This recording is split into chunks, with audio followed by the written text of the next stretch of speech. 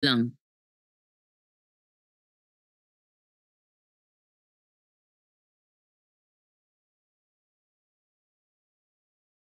Okay, so maingay talaga sa background ko dito.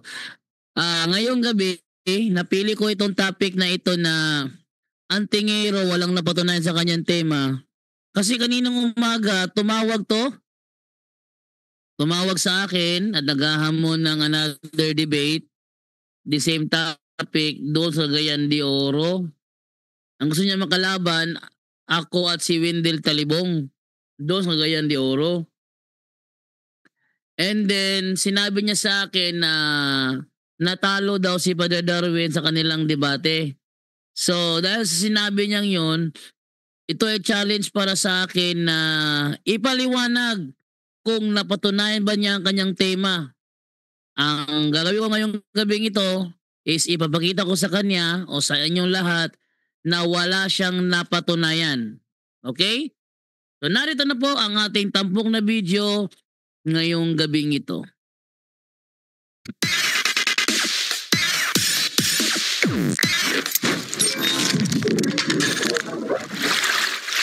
Magandang gabi po sa inyo mga kaibigan at sa pagkakataong ito ako po ang nakatoka para mag-topic dito sa Punto por Punto.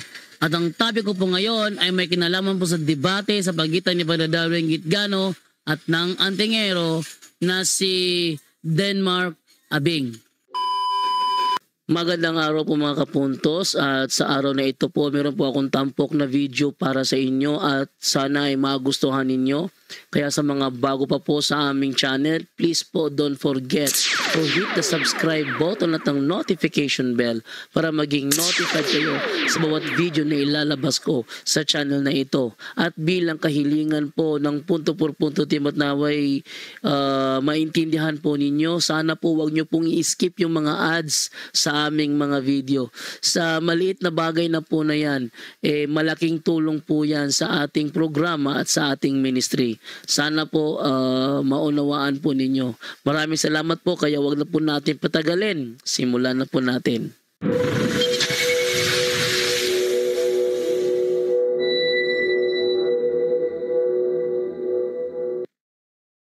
Mga kaibigan, sa pagkakataong ito po is nagkaroon po ng debate sa pagitan ni Father Darwin Gitgano at ng antingero in the person of Mr. Denmark Abing. At sa pagkakataong ito, ang affirmative stand po ay ang antingero. Atin muna pakinggan ang stand ng antingero bago tayo magpunta doon sa tanungan portion. Akong pamatud-an sa tibuok kalibutan nga adunay anting-anting nga dili direktang mabasa pero masabot. Ayon kay Denmark Abing, napatutunayan niya na merong anting-anting sa Biblia, hindi man mabasa pero maiintindihan. Kay nagtuo ang tanang katawhan sa tibuok kalibutan nga iya ra gyud yawa. Mao ra gyud ilang nailhan ni taon. Ang sabi niya na ang mga tao daw sa buong mundo, ang alam lang nila ang anting-anting ay sa demonyo. Akong isulti kaninyo ang kamaturan nga ang kinadatuan nga mutyaan o anting-antingan si Kristo sumala sa mabasag masabot. Ang sabi niya, ang pinakatanyag na mutyaan sa buong mundo, si Kristo. Yun ang sabi niya. Si Kristo daw ay ang pinakatanyag na mutyaan. Well. Ito masabi natin.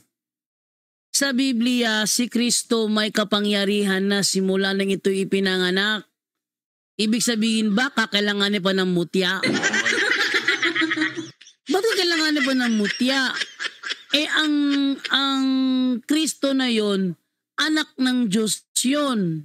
Yung Diyos may kapangyarihan, hindi na kailangan ng mutya. Yung anak niya ganun din. How come sa katuruan nitong antingero na ito, si Kristo mutyaan? Nako, napakapeligro. Ibig sabihin na kanilang kinikilalang Kristo, limitado ang kapangyarihan sapagkat merong tinataglay na mutya. Kung may kapangyarihan ang mismong Kristo, ang kanilang mutya na hawak ni Kristo may kapangyarihan din ba yun? Ba't siya gagamit ng ibang may kapangyarihan? Siya na mismo may kapangyarihan ng taglay.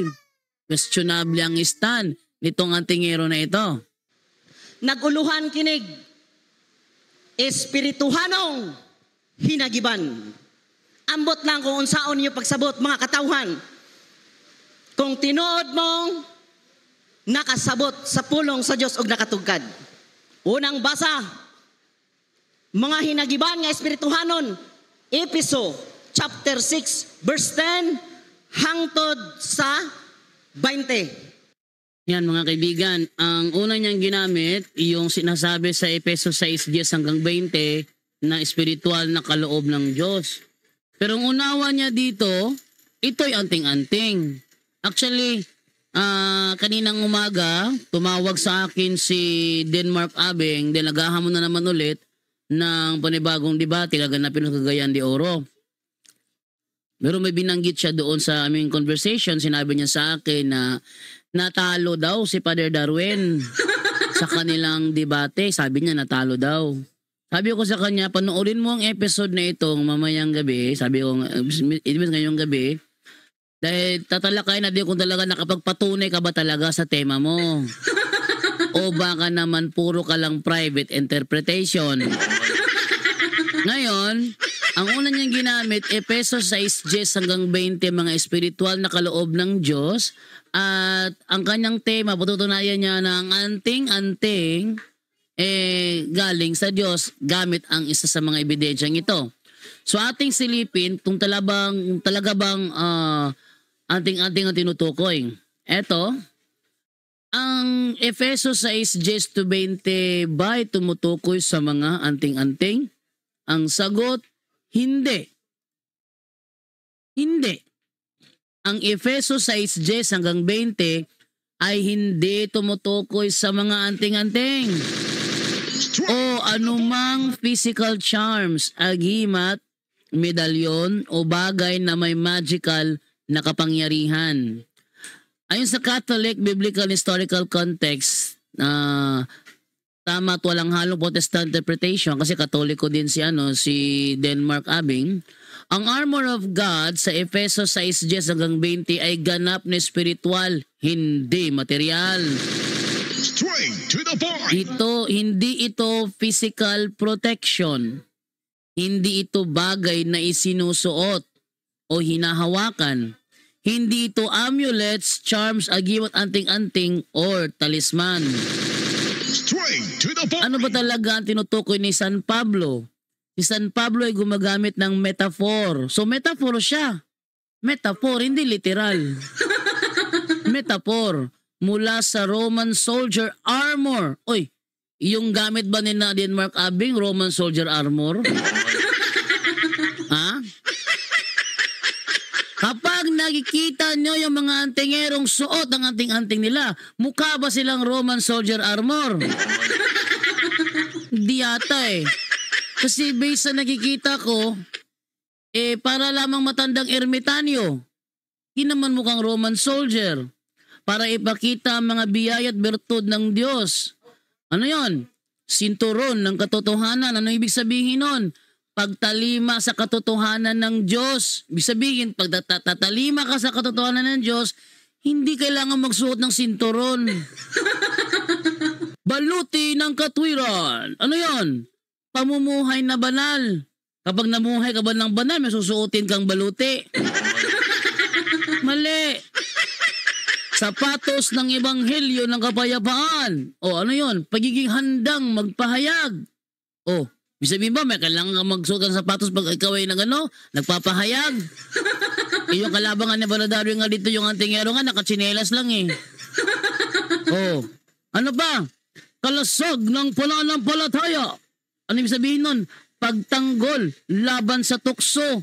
O, halimbawa, lalabanan mo yung tukso. Ibig sabihin ba, kailangan mo suot ng ng kalasag?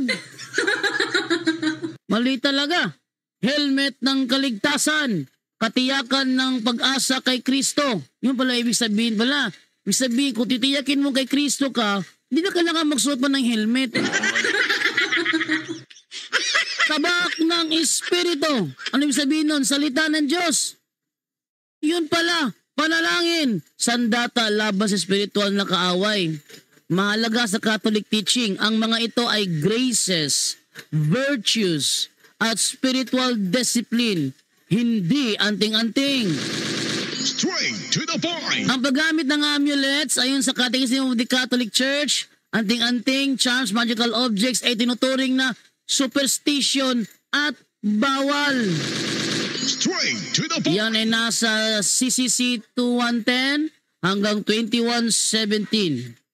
Kaya imposible ang Epeso 6:10 hanggang 20 ay tumutukoy sa mga anting-anting dahil sa lungat ito sa aral ng simbahan.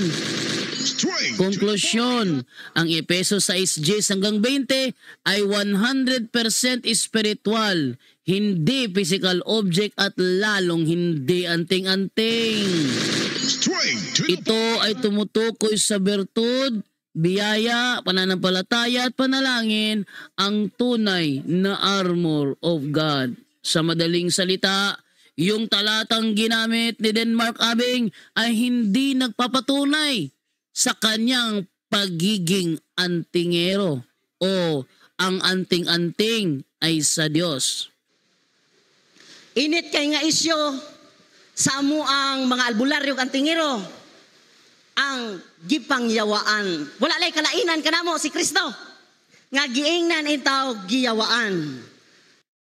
Ayan, mga kaibigan, ang sabi nila is wala na sila pinagkaiba kay Kristo, dapat nabibintangan daw na sa demonyo ang kanilang kapangyarihan. Kasi sa Biblia kasi, si Kristo ay binagbintangan sa demonyo ang kanyang kapangyarihan nung siya ay nagpalayas ng mga dyablo. Ang sabi ng mga ang sabi ng mga Pariseo sa kanya, ang kanyang kapangyarihan magpalayas ng dyablo ay kapangyarihan galing kay Beelzebul. Yun. So, yun ang sinasabi niya ngayon na parang wala silang pinagkaiba.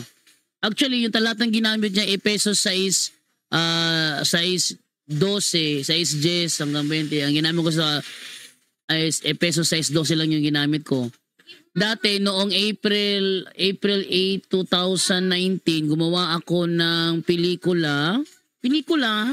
Nung kami nasa Loon pa, ang title ng pelikulang ginawa ko is Art of the Devil, kung saan yung mga cast ay yung kasamahan namin sa ministry sa Loon. At isa sa mga binanggit namin talata, yung Epeso 6:12. Narito. Ang imong kaugalingon, mas labaw nga kaya nimo ilaron ang inyong isikataw. Sila mismo silang kaugalingon na sayod nga humtanong isupak sa simbahan ang may tungod sa bisan unsang matang sa anting-anting. Busa, aron na sila ikapangatarungan, maskin ang Biblia ilang gamiton. Aron ipatuo sa laing tao nga iya sa Dios. Ang gahom nga anaa sa ilang haba o sa ilang anting-anting. Asa man po na sa Bible na mabasa?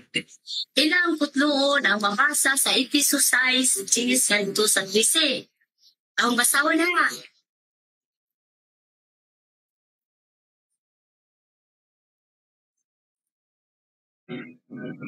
Diara. Sa katapusan, liguna ang inyong kaugalingon diha sa paghiusa sa Ginoo, pinagi siyang dakong kahor. Isulob ninyo ang tanang kahimanan sa gubat nagyantag sa Diyos kaninyo. Or makasukol kamo batok sa mga pagpanglimbong sa yawa. Kay wala kita makik-away batok sa dugo o unod. Kundi batok sa mga daotang espirituhan ng kahom diha sa kalangitan. Sa mga pangulo, sa mga anaa sa gahom, mga magmando nining kalibutan na sa kanitngit. Tiningingon sa verse 11, isulob ninyo. Ilan ang sabton nga dunay sulob nga literal. Din sa verse 13, dag-aan tanang kahimanan busa ilang iliteral pagupad nga madaladala. Dayon isumpay na sad nila ning anaa sa tumoy dapit nga laingon. Makasukol kamo sa inyong kaaway sa walay pagsigog o pag-undang hangtod sa katapusan. Kusa, dulo sa mga habak nga gituan nila nga kung ilang suoton, hindi sila nagbala. Nariyan po mga kaibigan. So yung video na yon, in-upload ko po sa Facebook April 8, 2019 pa. Sa madaling salita, matagal na po tayong aware na isa ang talatang yan, ang mga talatang yan sa ginagamit nila bilang patunay sa kanilang pagiging antingero. Pero, gaya ng sinasabi natin sa ating nabasa kanina, hindi ito tumutukoy sa mga anting-anting na taglay ng mga antingero. So, hindi na tayo bago sa talatang niya na ginamit niya. Dahil matagal na po nating alam na gagamitin nila ang talatang yan. Dili man direktang gihatag sa mga sa Dios, pero adunay mga espirituhanong gasa nga naa sulod sa Biblia. 1 Korinto 12. Tinguhaan ninyo na nga mga hiyas.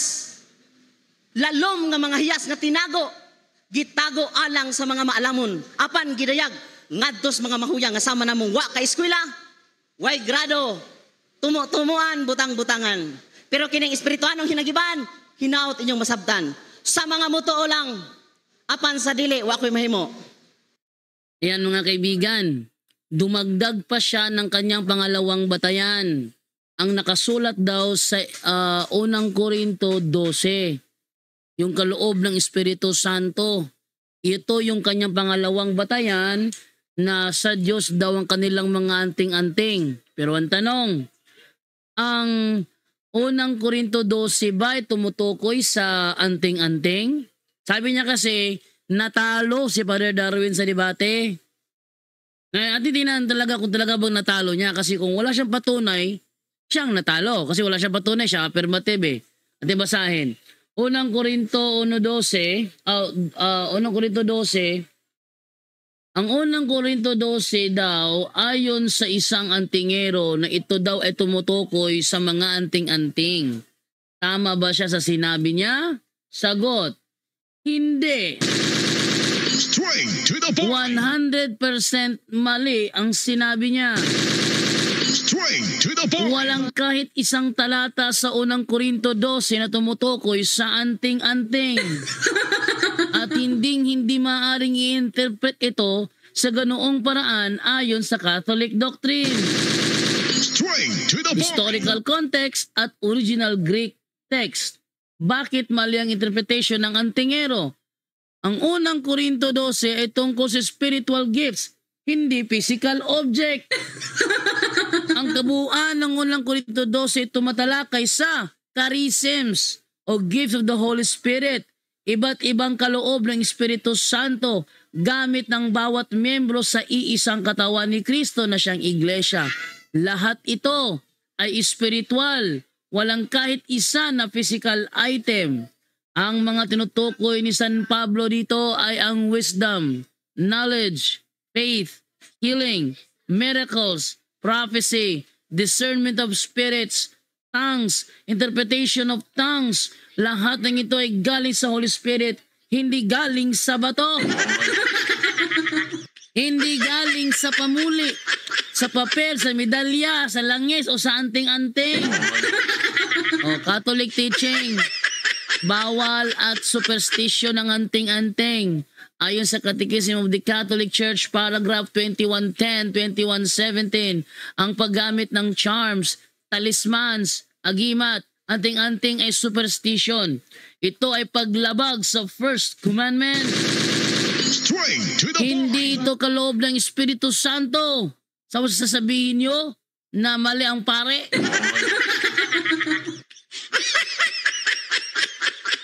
Kung bawal nga ang anting-anting, paano magiging gifts of the Spirit ang isang bagay na ipinagbabawal? Kita nyo? Absurd at nonsense ang claim ng antingero. Ang manifestation of the Spirit ay hindi physical object. Sa Greek ang ginamit ni Pablo ay phanerosis to pneumatos. Phanerosis to pneumatos. Meaning, spiritual manifestation, not object that contains power. Straight to the point. Walang koneksyon sa amulets or magical items. Straight to the point. Ang ideya ng power object ay pagan belief. Straight to the Ang point. paniniwalang may kapangyarihan ng bagay ay paganism. Ito ay mula sa Greco-Roman magic, talismans, charms. Hindi Jewish, hindi Christian, hindi apostolic teaching. Straight to the Si point. San Pablo mismo kumukondena sa magic at anting-anting. Acts 19:19, sinunog ng mga Kristiyano ang mga aklat ng magic. Galatia 5:20, sorcery o pharmakeia is a sin. Straight to the Ayun naman point. sa Acts 13:10, son of the devil, ang mga gumagawa ng magic. Kung bawal ang magic, paano magiging spiritual gift ang anting-anting? Straight to the Ano yung point. Catholic conclusion? Hindi totoo na ang unang Korinto 12 tumutukoy sa anting-anting at maling-mali ang interpretation ng antingero. Straight to the point. Ang chapter ay tungkol sa gifts of the Holy Spirit, hindi magical objects. Ikaw talaga, Abeng. Mali talaga paliwanag mo. Oh. Paano mananalo si Denmark Abing nito? Eh yung mga talatang ginamit niya out of context ang paliwanag. Nako, ewan ko na lang. Na may mabasa sa mga di mo to. Kanang na mabasa sa 1 Tesalonica 3:2, tama ba? Kadali lang ha. Pamatud-an ako. Ang sabi niya, ayon daw sa unang Tesalonica 3:2 ay may nakasulat dyan sa mga hindi naniniwala. Ingon sa Apostol Pablo sa Tesalonica, nga buot namong maluwas sa mga taong lampingasan, kay dili man tanan, ugod, dunay pagtuo. Labaw na ang kadaghanan karon di mo to. Sa Ephesians chapter 6 verse 10 to 20, espirituanong hinagiban. Okay, para fair naman sa side niya, babasahin natin yung kanyang ikatlong talata. Kung patunay na ba ito sa anting-anting. Ito, unang Tesalonica 3:1. At simulan sa 3:1, sabi niya 2 daw eh. Sige, at simulan sa 1. Kaya naman, nang hindi na kami makatiis, minabuti naming magpaiwan sa Atenas at suguin sa inyo si Timoteo na ating kapatid at kamanggagawa para sa Diyos sa pangangaral ng magandang balita tungkol kay Kristo. Isinugo namin siya upang patatagin kayo at palakasin ang inyong loob alang-alang sa inyong pananampalataya upang hindi manghina ang sinuman sa inyo dahil sa mga pag-uusig. Alam ninyo ang mga pag-uusig ay bahagi ng kalooban ng Diyos para sa atin. Ipinagpauna na namin sa inyo noong narariyan pa kami na tayo uusigin. At gayon nga ang nangyari, tulad ng alam ninyo. Kaya nga, nang hindi na ako makatiis ay nagpadala ako riyan ng sugo upang alamin ang kalagayan ngayon ng inyong pananampalataya sa Panginoon. Hindi sa anting-anting. Talaga si Denmark talaga. Nag-aalala ako na baka natukso na kayo ng dyablo at kung magkagayoy mawawala ng kabuluhan ang aming pagpapagal. Ngayon ay nakabalik na rito si Timoteo at maganda ang balita niya tungkol sa inyong pananampalataya at pag-ibig. Ibinalita rin niya na lagi ninyo kaming naaalala at malaki ang pananabik na makita kami gaya ng pananabik naming makita kayo. Mga kapatid, dahil sa inyong pananampalataya kay Kristo ay napasigla kami sa gitna ng aming pagkabalisa at mga hirap. Nabubuhayan kami ng loob kapag kayo nananatiling matatag sa pananampalataya. Paano kaya namin mapapasalamatan ng sapat ang Diyos dahil sa kagalakang natamo namin dahil sa inyo? Mataimtim naming dinadalangin araw-gabi na kayo'y muli naming makita at mapunuan ng anumang kakulangan sa inyong pananampalataya. Loobin nawa mismo ng ating Diyos Ama at ang ating Panginoong Hesus na makapunta kami dyan sa inyo. Naway palaguin at pasaganain ng Panginoon ang inyong pag-ibig sa isa't isa at sa lahat ng tao tulad ng pag-ibig namin sa inyo. Nang sa gagayoy palalakasin niya ang inyong loob upang kayo'y manatiling banal at walang kapintasan sa harap ng ating Diyos at Ama hanggang sa pagdating ng ating Panginoong Hesus kasama ang lahat ng kanyang mga hinirang. Amen. Wala naman dito eh. Wala. May narinig ba kayo na may mga tao na hindi naniniwala sa mga anting-anting? Ito talaga si Denmark Abing, mali-mali ang mga pinagbabasa. Dunay mga kaaway. Dili lang mga kaparian ang mananambal, ang gitugyanan sa Dios. At dunay matag-usa nga gitagaan og hiyas. Nganong ang kunon mantanan, for respect lang sa kong kaatbang, nga ang kunon nila. Ang sabi niya, hindi lang daw ang pare ang siyang pinagkalooban ng kapangyarihan ng Panginoon na magpagaling ng sakit. Meron din daw sila. Sa mga talatang ginamit niya, wala namang nakalagay doon. Iba talaga interpretation ng mga antingero. Bakit? Walang isa mang sa talatang ginamit niya ang tumutukoy sa anting-anting ni si antingero. Isang mga naniniwala o hindi naniniwala sa mga anting-anting, wala nakalagay doon. Bakit pinapasok niya? Ang tawag sa kanyang ginagawa is eisegesis. Ano yung eisegesis? Yung accommodated sense. Yung kanyang ginagamit niya ang Bible bilang parang patunay sa kanya pinaniniwalaan. Hindi naman ganun sinasabi ng author. Wala naman ganung thought ang author, pero isinasaksak niya ang thought niya para ipalitaw na yun ang thought ng author. Eh, hindi naman yun ang thought ng author eh. So, dyan yung nakikita ang stand nitong si Denmark Abing, wala pang napapatunayan. Sumala dito sa Lucas 17, ingon ninyo ganina? Nga, si Kristo ningon sa mga sanglahon, lakaw ka mo og pahiling sa pari. Naglakaw pa lang nangaayo na sila. Wa matambalis pa pari oy. Gihiling ra. Si Kristo ang nagbilagro ato sumala sa sugo. Dito ako natatawa sa ano niya eh, sa kanyang paliwanag sa talatang ito eh. Ginamit daw ni Padre Darwin ang Lucas 17. Kung saan sinabihan ni Kristo yung mga tao, pumunta kayo at magpahiling kayo sa pari. Magpatingin kayo sa pari. Sabi niya, hindi pa nakarating sa pari, magaling na sila. Si Kristo ningon sa mga sanglahon, lakaw ka mo og pahiling sa pari. Naglakaw pa lang nangaayo na sila. Wa matambalis pa pari oy. Hindi pari ang nagpagaling sa kanila. Ha? Anong hindi pari?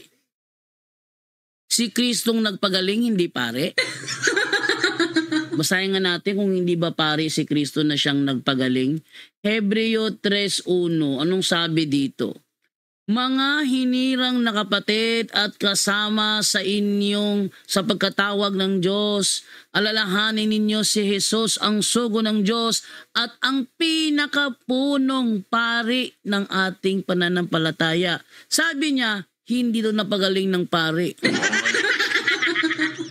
Ayay ka ni mo, Denmark. Ningon din eh, ang pagkamatarong, ingon nga salipod sa inyong dughan. Darao, salipod sa dughan. Wa mo kasabot. Inyong mga cross, parihas na ta. Di lang mo dawat o anting-anting nga. Ay gusto mo, totyal, sosyal ra kayo. Pandama itong taong to. Anting-anting daw yung ating crucifix. Tama ba yun? Anting-anting yung ating crucifix. Basahin nga natin kung anting-anting ba. Ang crucifix ba ay isang uri ng anting-anting? Hindi. Liwanag o? Hindi. Ang crucifix ay hindi kailanman anting-anting. At hindi ito pwedeng ituring na anting-anting. Butos Denmark. Wala pang patunay, nangangalahatin ng kanyang oras, wala pa siyang napapatunayan.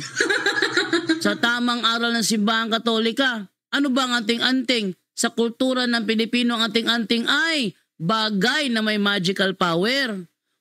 Ang Katoliko hindi naniniwala na ang aming crucifix ay may magical power. Palpak! pinaniniwalaang nagbibigay proteksyon kahit walang pananampalataya sa Diyos. Oh, may ganyang makaming turo pagdating sa crucifix. Wala naman Oh, tingnan nyo ano ang anting-anting nagbibigay proteksyon kahit walang pananampalataya sa Diyos. Ano yan sa Diyos? Halatang sa demonyo. Nagbibigay ng proteksyon sa isang tao kahit na walang pananampalataya sa Diyos. Ginagamit bilang pangontra, panggamot, pangswerte. Oy, pangswerte. Sabi nga ni Rapido, akala ba pampaswerte? Bakit pinagbibili? Oh, parang power object. Oy, wala kami paniniwala na ang crucifix ay power object. Ito ay superstition at malinaw na bawal sa Catechism CCC 2110 to 2117. Ano naman ang crucifix? Ang crucifix ay relihiyosong tanda ng sakripisyo ni Kristo. Simbolo ng pananampalataya, hindi magic. Paalala ng pag-ibig ng Diyos, hindi power object.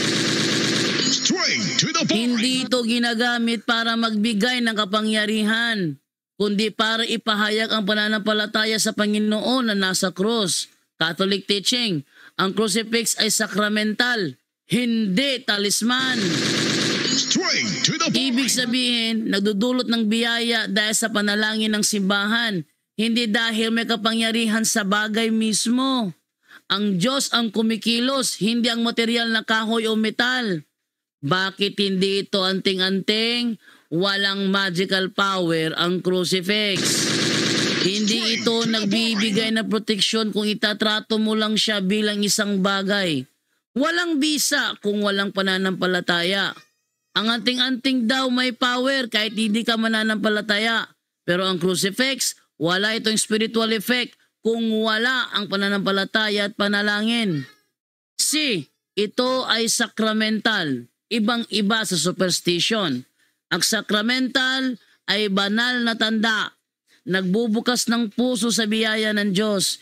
Hindi pinanggagalingan ng kapangyarihan. Di, pinahihintulot ng simbahan ng crucifix, ngunit mahigpit na ipinagbabawal ang anting-anting. Straight to the Si point. Kristo mismo ang sentro, hindi ang bagay. Hindi ang crucifix na nagpapalayas ng masama, kundi ang kapangyarihan ni Kristo na iyong ipinapahayag sa umamagitan ng crucifix. Ginagamit ng pari ang crucifix sa exorcism, hindi dahil may kapangyarihan ng kahoy, kundi dahil ito ay simbolo ng tagumpay ni Kristo sa demonyo. Ano ang konklusyon? Based sa ating Catholic doctrine, ang crucifix ay hindi anting-anting. Straight to the Hindi ito point. magic.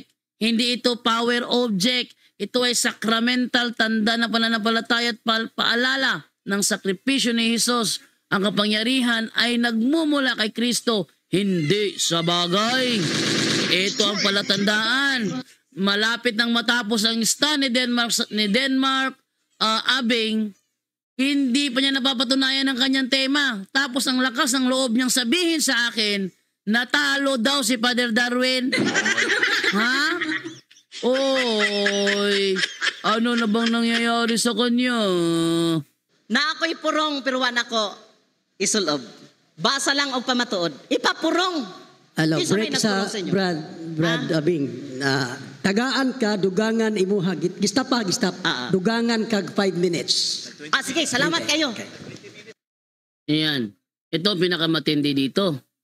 Dinagdagan ni Father Darwin ng 5 minutes ang kanyang stand. Kasi malapit nang matapos, wala pa siyang naitindig sa kanyang stand. Yung Efesos 6:10 hanggang 20 na binabasa niya ay hindi tumutukoy sa anting-anting, kundi sa mga espiritual na kaloob ng Diyos, hindi sa anting-anting. Kasi ang anting-anting, literal yan. Kaya nga bit-bit eh. Nabibit-bit, nakahawakan, nakikita, literal yan. Nag-ampo pud mi. Gamito ng pulong sa Diyos, Hebreo 4:12, buhig nagalihok kahit pasuday sulab nga espada. Amo ra baday kabao mugamit og pulong sa Diyos. Nya unsang pulong nga pod? Kaha. Latin raba kasagaran. Inya ang Latin rabas mananambal, iya daw siyawa sumala sa kong kaatbang. Yan. Ang sabi niya, nagdarasal din sila. At ang kanilang dinadasal, salita ng Diyos, Latin. Di totoo yan. Actually, yung kanilang mga orasyon, ilagay nyo sa Google Translate, may translation ba? Niti ako sa inyo, walang translation yan eh. Walang translation yan. Oh, ano? Sige, Abeng, nanonood ka ba ngayon? Sinabi ako siya kasi na manood ngayong gabi eh. Nanonood ka ba ngayon? Sige nga, i-Google Translate mo nga yung ano mo, yung mga orasyon mo. Kung mayroon bang ano, mayroon bang translation? Tiyak ko wala. Tiyak ko wala. Bakit? Ang tunay na Latin may translation. Ilagay mo dyan, it igo di ko tibi kiato es Petrus superam Petra medibicabo ecclesiam yam it portein perenon per balebont adversus yam. Ilagay mo yan sa ano, Google Translate. May lalabas na ano dyan, translation. Lalabas na translation yan. Yung crux sacra sit mihi lux, nun draco sit mihi lux. Ilagay nyo sa ano yan, sa Google Translate, merong lalabas na translation yan. Bakit? Kasi yan ang mga tunay na Latin. Ha? Yan ang tunay na Latin. Yung Latin prayer ng ano, ng Our Father, Hail Mary, tinan nyo, i-type nyo sa ano, Google Translate, tapos ilagay nyo sa to English o to Tagalog, lalabas ang kanyang translation. Pero yung inyong mga orasyon, walang translation yan eh. Ilagay nyo sa ano, sa language detected. Anong lalabas? Latin ba? Hindi Latin yan. Sabi nga ng iba, Aramaico. Ano ba talaga Aramaico? Latin. Ha? Ano ba talaga Aramaico? Latin. Doon naman sa ano naman, PBMA naman, iba sa kanila, Aramaico daw. Ang sabi daw doon, Kurami yung minisimino wang bilurim kisara mo wim de sa marato maksumokram bekreang. Ilagay mo sa ano, sa translation. Kung may lalabas ba? Walang lalabas. Walang translation. Nor Jes Brusaram nor Mosom Kap Mitom. M-O-T. Ilagay nyo sa ano, Google Translate. Meron ba katumba sa translation? Wala. Bakit? Peke. Straight to the point. Pero bakit effective? Kasi ang kapangyarihan hindi galing sa Diyos. Hindi galing sa Diyos ang kapangyarihan. Yan ang pinagkaiba. Nagdarasal. Ang pagdarasal ba sa okultismo ba ay naibibigay sa Panginoon? Ang sagot, hindi. Sa Biblia nga ang dasal ng mga pagano sa kanilang Diyos-Diyosan ay hindi nakakarating sa Diyos kundi sa demonyo. Hindi ako nag-uusga. Nasa Bible yan. Nga si Kristo namatay sa krus. Unsay giingon? Ele lama sa baktani, amahan ko. Gihubad pag binisaya. Nanambal si Kristo, nag-ingon, ipata. Mabuka ka, makadungog, makakita. Talita kome. Kung inyo nang i-research, unsa nang pulunga. Ha? Iya na po dahil siyawas Kristo kay naglatin man. Ha? Iya na po dahil siyawas Kristo kay naglatin man. Ano raw? Iya na po dahil siyawas Kristo kay naglatin man. Si Kristo? Naglatin? Latin yung sinabi niya? Yung palang, yung palang Diyos, Diyos sa Latin, Deus yan. Deus. Deus or Dei. Yan ang Latin ng Diyos. Pero yung Eli, di Latin yun. Palpak talaga. Eli, lema sabaktani, Latin. Tingnan nyo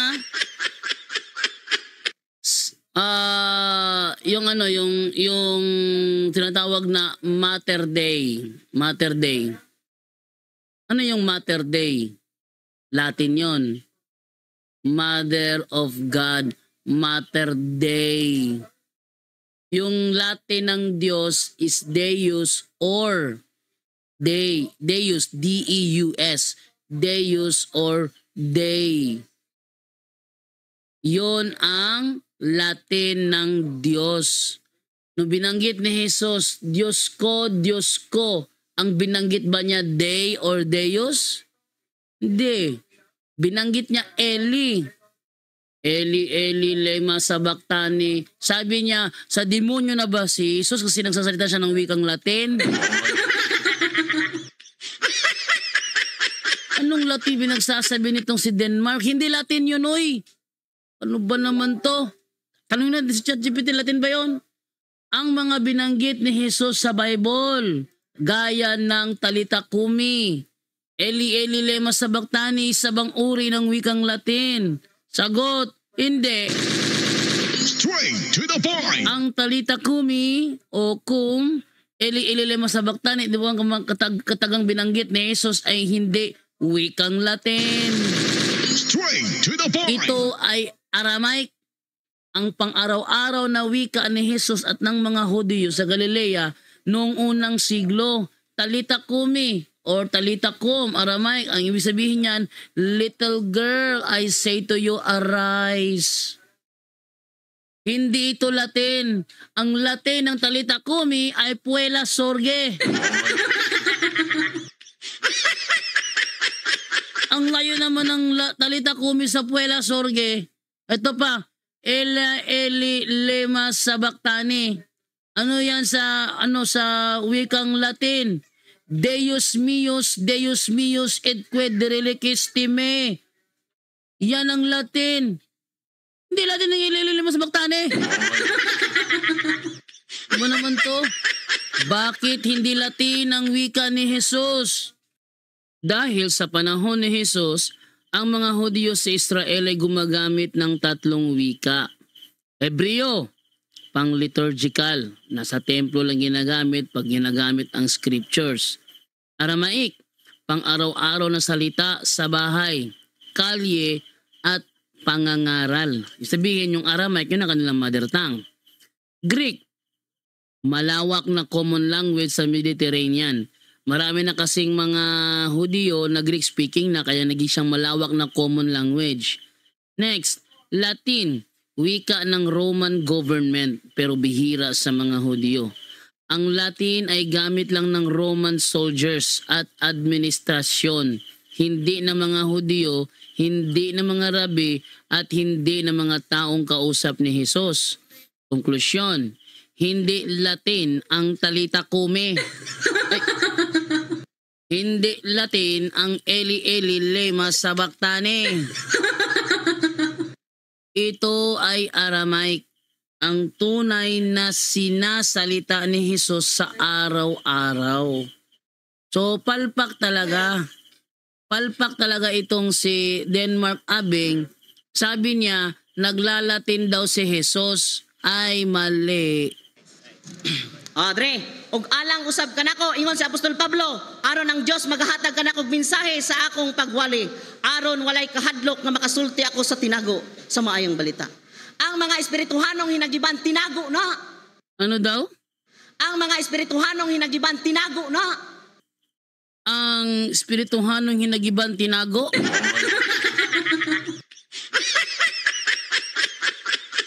Ang espiritual na kaloob tinago? Kasi yung espirituhanong hinagiban, ang tawag doon is spiritual na kaloob. Sabi niya, yun daw ang tinago. Palpak talaga. Yun ba ang tinutukoy na tinago o hiwaga ng ebanghelyo? Basahin natin. Okay, ating basahin ito sa English. Ang sabi sa English, as for me, that speech may be given me that I may open my mouth with confidence to make known the mystery of the gospel. The mystery of the gospel. Ang sabi niya, yung mystery of the gospel, yun daw ang espirituhanong hinagiban. Mali. Basahin natin sa ibang translation yan. Ating dito sa isang Bisaya translation, sa 19 na sabi, "Og iampo usab ninyo ako, nga tabangan ako sa Dios, kung unsa ang angay kong isulti. Og giampo ninyo nga dili ako mahadlok sa pagsulti mahitungod sa maing balita, nga wala isugilon kaniadto." Ayan pala, Tagalogin natin ha. "At ipagdasal niyo po ako na ako'y tulungan ng Diyos sa kung ano ang aking sasabihin. At ipagdasal niyo rin ako na hindi ako matatakot sa pagsasaysay patungkol sa ebanghelyo na matagal nang hindi isinalaysay." No? Sabi dito, "At ipagdasal niyo po ako na hindi ako matakot na isalaysay ang patungkol sa ebanghelyo na hindi isinalaysay noong unang panahon." Kaya pala tinatawag sa Bisaya na tinago kasi hindi siya naisalaysay noong unang panahon. At ngayon isinalaysay na ang alin? Ang ebanghelyo. Hindi ang espirituhanong hinagiban. Ang dating Biblia. Ang sabi dito,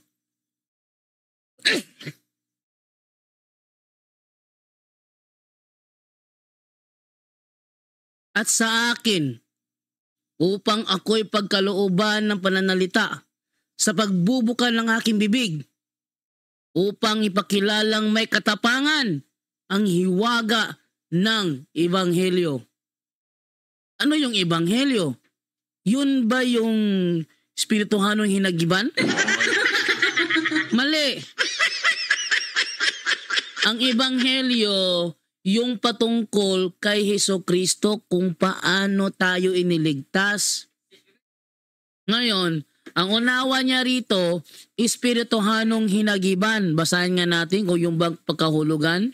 Ano ang tinutukoy na hiwaga ng ebanghelyo sa Efeso 6:19? Ang hiwaga ng ebanghelyo o mystery of the gospel sa Efeso 6:19 ay tumutukoy sa dakilang plano ng Diyos na inihayag kay Kristo. Oy, yun ba yung espirituhanong hinagiban? Yun ba yung anting-anting, sabi niya, espirituhanong hinagiban? Anting-anting ba ang inihayag ng anting-anting ba ang dakilang plano ng Diyos na inihayag kay Kristo?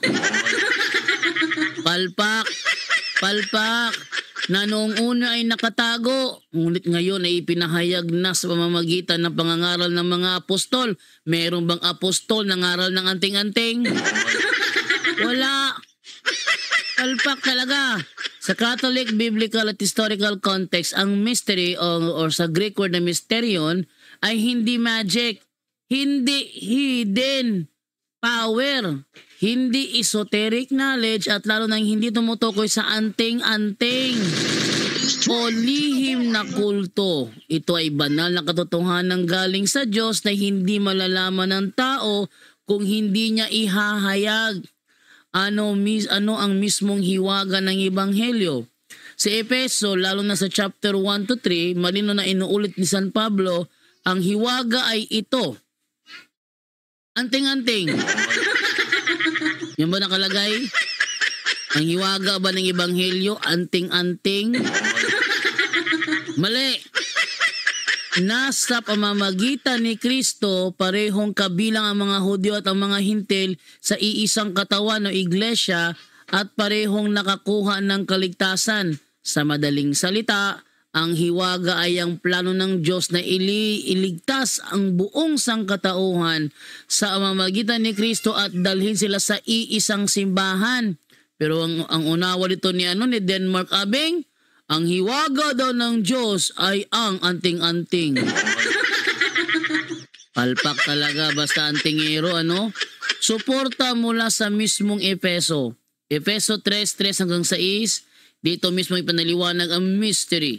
Ang mystery ay hindi pinahayag sa mga naunang henerasyon. Kaya pala tinago sa Maing Balita Biblia kasi hindi ipinahayag sa mga naunang henerasyon. Hindi ibig sabihin anting-anting.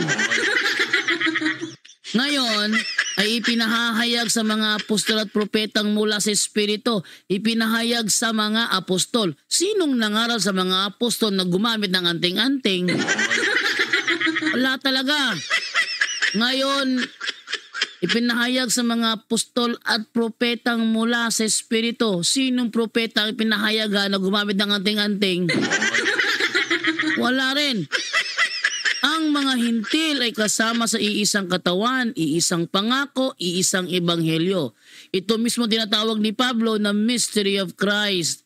Efesos 6:19, upang maipahayag ko ang hiwaga ng ebanghelyo, hindi ibig sabihin secret code, hindi mystical magic, kundi ang buong mensahe ng kaligtasan sa pamamagitan ni Kristo. Catholic meaning of mystery. Ayon sa Catholic theology, ang misteryo na sacramentum. Sacramentum. Sabi niya, hindi daw yung sakramento. Ang mystery ay banal na plano ng Diyos. Kaligtasang nakatago noon, ngayon ay ibinunyag. Kaganapan kay Kristo, ipinapahayag ng simbahan, hindi kailanman esoteric secret knowledge gaya ng Gnosticism. Ano ang hindi kahulugan nito? Hindi ito mystical power. Hoy, Abeng. Ha? Hindi ito mystical power. Hindi ito secret magic teachings. Hindi ito anting-anting. Hindi ito hidden code sa Biblia. Hindi ito occult or esoteric knowledge. Ang hiwaga ay plano para sa kaligtasan, hindi magic. Straight to the point. Catholic conclusion, ang hiwaga ng ebanghelyo ay ang buong plano ng Diyos na iligtas ang lahat ng tao sa pamamagitan ni Kristo at dalhin sa iisang katawan o iglesia. Ito ang minsang nakatagong ulit ngayon ay ibinunyag sa pamamagitan ng pangangaral. Wala ito kinalaman sa anting-anting o esoteric knowledge. Palpak talaga. Palpak ka talaga, Denmark. Gayon dit tungod ni ini, nahimo akong pinadala, bisan aniya ako karon sa bilangguan, busa pag-ampo kamo, nga magmaisog ako sa pagwali ni ini, kay kinahanglan gayud kini. Sa dihang tinago nga maing balita nga akong gidala dinhi. Ha? Sa dihang tinago nga maing balita nga akong gidala dinhi. Ano daw? Sa dihang tinago nga maing balita nga akong gidala dinhi. Ang ebanghelyo dala-dala niya? Di naman ebanghelyo yung anting-anting ah. O naging ebanghelyo yung anting-anting? Iba ang ebanghelyo, iba ang anting-anting. Oy, palpak talaga si Denmark. Ang mga antingero sa Mindanao, ani-ana nagpakita sa nawong ug nawong nga inyong mahimamat. Onya, napamatud-an ako sa Efesos 6:10, ang bakos sa kamatuoran, kwintas kasalipos sa dughan, mapinurungan ang ulos kaluwasan. Okay, so ang sabi niya, napatunayan niya daw gamit ang Efesos 6:10. Ulitin natin ha, wala siyang napatunayan. Ang Efeso 6:10 hanggang 20 ay hindi tumutukoy sa mga anting-anting Straight to the point. o anumang physical charms, agimat, medalyon o bagay na may magical na kapangyarihan. Straight Bakit to the niya lagi point. sinasabi na patunayan daw niya, palpak naman. Ngayon, gagamit siya ng referensya. Sa Biblia, hindi napatunayan ni Denmark Abeng na ang anting-anting ay galing sa Diyos. Wala siya napatunayan sa Biblia. Ngayon, tatakbo na siya sa referensya. Pakinggan natin kung kaya ba niya patunayan ang kanyang tema gamit ang referensya. Ang akong referensya, short lang kayo. Pero ngilngig kayo ni sa mga moto. Pero di mo to, sulimbad ng matas mga katawhan. Anting-anting on exhibit at prestigious Quay Branly Museum. The secret soul of the Filipino. Kung iya pa siyawa, nga nung gi-exhibit man dito sa France. Ikitila niyo mga kaibigan na yung baluktot na katwiran nitong si Denmark Abeng. Ang sabi niya, kung dinisplay daw sa France, ba't sasabihin daw sa demonyo? Ibig sabihin ba, pag dinisplay, di na sa demonyo? Ano masasabi niya ngayon dito? yung mismong Baphomet naka-display. Oh, tingnan nyo ha. Oh, naka-display siya. 9-foot statue of the goat-headed idol Baphomet at the recently opened international headquarters. Tingnan nyo ha. Oh, tapos kung tingnan natin sa dito, public display talaga yan, Nasa public display. Porque ba dahil sabihin niya ngayon in-exhibit daw sa France ay hindi na siya sa demonyo kasi in-exhibit sa France. Ano ngayon yan? Ito nga in-exhibit sa public Public display talaga yan napa sa museo mo. Sabihin ba? Sabihin na natin na sa Diyos siya kasi in-exhibit. Baluktot na katwiran. Baluktot na katwiran ang ginagawa ni Denmark dito, Denmark Abing. Dahil hindi naman batayan kung dinisplay ba o hindi. Pero eto talaga ang sigurado ako. Wala sa binasang referensya na sa Diyos ang anting-anting. Kaya bagsak ang tema. Straight to the Sobrang point. bagsak ang tema at ang resulta, natalo siya. Pero ang lakas ng loob niyong sabihin, si Father Darwin daw ang natalo. Darang gingono ang reference Loren Ligarda, Dayaw. I-search niyo sa YouTube. Ang katotohanang pangkasaysayan, anting-anting. Exhibit actual medallions, the secret soul of the Filipino. March 2018, Paris. Ang giingon, ipinagmamalaking pinagmulan ng kapangyarihan at proteksyon ng bayaning Pilipino na nagtataglay nito sa pakikidigma laban sa kalayaan ng mga Pilipino noong Spanish colonialism. Gigamit sa tanang kabayanihan sa panahon sa Kastila. Okay. Ang sabi niya, ginamit daw ng lahat ng bayani. Ayon sa kanya binasang referensya, ginamit daw ng lahat ng bayani ang mga anting-anting. Di ako naniniwala dyan. Panahon ng Kastila, di ako naniniwala dyan. Wala akong narinig na gumamit ng anting-anting si Jose Rizal. Wala akong narinig. Wala akong narinig na gumamit ng anting-anting si Apolinario Mabini. Wala akong narinig na gumamit ng anting-anting si Emilio Aguinaldo. Lahat ng bayani daw. At wala ring akong narinig na gumamit ng anting-anting ang Katipunero. Wala. Ito talaga si Denmark talaga. Kumbaga, antingero siya. Yung referensya ginagamit niya, self-serving, sa madaling salita, ay, hindi nakapagpatunay. Self-serving ang referensya ginamit So, sa mahaba na yung natin isang oras na mahigit yung oras. So ito lang ang equivalent ng buong deduction sa pangyayaring debate. Walang nabasa si Denmark Abing sa Biblia na ang Panginoong Diyos ay pabor sa anting-anting. Walang nabasa sa Biblia na ang Diyos ay nagbigay ng kapangyarihan sa anting-anting. Walang nabasa sa referensya na ang Diyos ang nagbigay ng kapangyarihan sa anting-anting. Wala. So kung sa simple deduction lang, walang napatunayan sa debate itong si Denmark Abing. Ang ginawa lang ni Denmark Abing is nagbigay ng kanyang sariling unawa. Nagbigay ng kanyang sariling interpretasyon. Therefore, hindi talaga matatanggap at walang napatunayan si Denmark Abing sa naganap na debate. Sa mga gustong makakita ng aking ginawang debate review sa first cross-examination, tingnan nyo po sa description, nandyan po ang link ng naturang debate